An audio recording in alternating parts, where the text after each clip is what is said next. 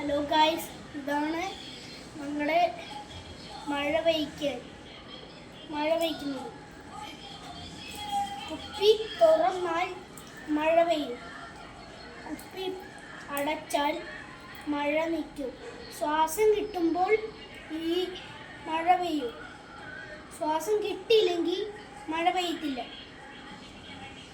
ഇന്നലെ ടീച്ചർ സ്കൂളിൽ പഠിപ്പിച്ചു തന്നെയാണ്. അടപ്പ് തുറക്കുമ്പോൾ ശ്വാസം കിട്ടുമ്പോൾ ഇങ്ങനെ മഴ പെയ്യും,